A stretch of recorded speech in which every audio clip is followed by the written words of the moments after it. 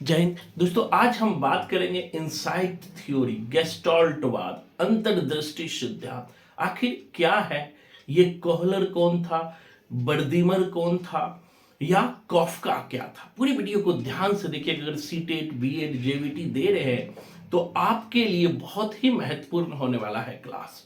तो दोस्तों हम बात करेंगे अंतर्दृष्टि सिद्धांत, जिसके प्रतिपादक बर्दिमर को माना जाता है और प्रयोगकर्ता जो है कोहलर भाई साहब को माना जाता है, और सहयोगकर्ता माने तो कोफका को माना जाता है। दोनों ही महत्वपूर्ण है। दूसरी तरफ इन्होंने प्रयोग किस पर किया, तो ये ध्यान रखना, कोहलर, कोफका या बर्दिमर। कोहलर जिसे हम प्रयोगकर्ता कहते हैं इनसाइट थ्योरी का, दिया किस पर प्रयोग किया, तो याद रखना चिंपैंजी। और ये चिंपैंजी का नाम क्या था? सुल्तान था। इन्होंने किस तरह का थ्योरी दिया? तो इनसाइट थ्योरी दिया। आखिर इनसाइट थ्योरी कोहलर ने दिया, जिसे गेस्टाल्टवाद कहते हैं। क्या है ये? इसी गेस्टाल्टवाद को हम समग्रवाद, संपूर्णतावाद या अवयवीवाद भी कहते हैं।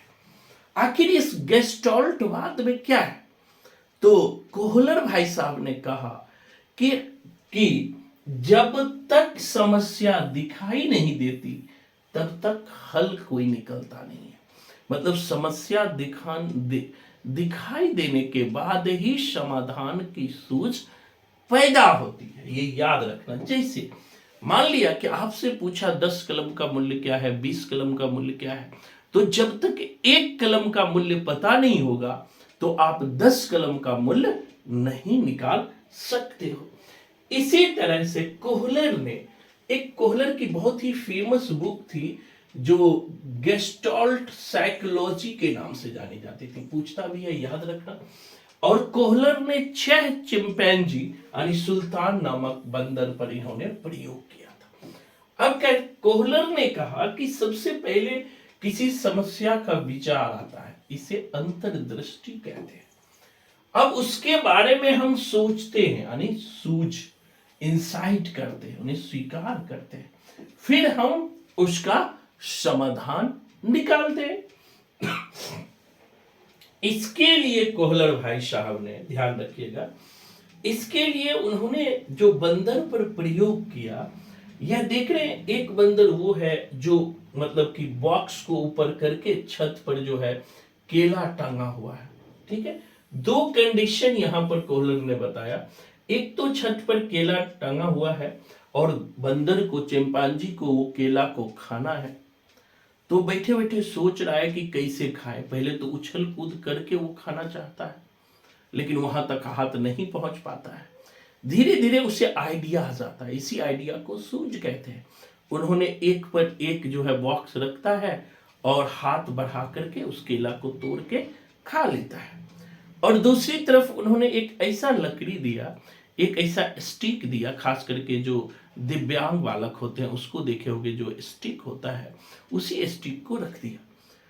और फिर वो धीरे धीरे वो बंदर ऐसे ऐसे करने लगा और एक बार जो है स्टिक खींचा गया पूरा और उन्होंने तोड़ के खा लिया। तो इसी इनसाइट थ्योरी की बात जो है कौन करते हैं, यानी कि इन्होंने 2 प्रयोग किया था मुख्य रूप से। एक भूखे चिंपैंजी पर जो केले को कमरे के छत से टांग दिया, देखो टांगा हुआ है केला, कमरे के छत से टांग दिया। और टांगने के बाद ये पहले कोशिश करते हैं, एक बार तो ये बॉक्स को एक पर एक रख करके देख रहे हो कि ये केला खा लेते हैं, जैसे बॉक्स रख के खा लेते हैं। दूसरा प्रयोग क्या है कि ये स्टिक के थ्रू, एक ऐसा स्टिक होता है दिव्यांग का जो पीछे हमने चर्चा किया, और उसको केला को ये था। पहले वो सोचते, एक ही बार में नहीं कर लेते, पहले बहुत परेशान होते हैं, फिर बैठ के शांत से सोचते हैं हम करें क्या। तो एक सूझ आता है, जैसे कोई विचार। इनसाइट थ्योरी में यही कहा गया कि जो विचार, कोई समस्या है उसका समाधान जो है एकाएक होता है। और इसी तरह छड़ी का प्रयोग किया कि दिमाग में कोई समस्या का समाधान हमारे पास क्या होता है, एकाएक होता है। इनसाइट थ्योरी में कोहलर ने 5 संप्रदाय की बात की। पहले कहा लक्ष्य, हमारे सामने क्या होता है, कोई लक्ष्य होता है कि यानी कि उस केला को हमें खाना है, तो हमारा लक्ष्य है केला। अब वो केला को तो खाना है, लक्ष्य है, लेकिन वहां तक पहुंचने के लिए हमारे पास क्या है, बाधा है, ऑब्स्ट्रक्शन है। तो दूसरा बाधा हो गया। फिर टेंशन होता है, तनाव। आखिर बाधा क्या है कि हमारा हाथ वहां तक पहुंच नहीं पा रहा है, तो हमारे अंदर टेंशन है कि हाथ कहां तक पहुंचा है। फिर हम संगठित होकर सोचते हैं, तो ऑर्गेनाइज्ड वे में हम थिंकिंग करते हैं, इसकी समस्या का समाधान क्या हो सकता है। तो फिर वो बॉक्स के थ्रू या वो केले के थ्रू वहां तक पहुंचता है। इसे रीपुनरुत्थान, रीऑर्गेनाइजेशन कहते हैं। आगे इन्होंने कहा कि इसकी विशेषता क्या है। विशेषता यानी कि इसका एजुकेशन में क्या यूज करेंगे। कोहलर ने कहा इसमें सीखने की जो प्रकृति होगी वह संज्ञानात्मक होगी, कॉग्निटिव होगी। अधिगम या सीखना अचानक होता है, ये बात किया। सीखने की प्रक्रिया अंतर्वत नहीं होता है, मतलब कि अननेचुरल नहीं होता है, वो आप सोच के ही करते हो। इससे सृजनात्मकता का विकास होता है। और जो सीखने, लर्निंग बाय डूइंग पर जोर देता है। जब आप कोई भी समस्या है उसको सूझ के थ्रू, सोच के, विचार के करते हो, तो आप में जो है वह सीखे हुए चीज जो होता है वो क्या होता है, अस्थाई होता है। इसी तरह इन्होंने महत्व के बारे में क्या कि इसका महत्व क्या है, तो पाठ्यक्रम के निर्माण में महत्व है। पूर्ण से अंश की ओर, रटने की विरोध है, रटने का, समस्या का पूर्ण प्रस्तुतिकरण होता है, और कठिन विषय के लिए भी यह उपयोगी होता है। तो इन सारे इनसाइट थ्योरी को आपको ध्यान में रखना है।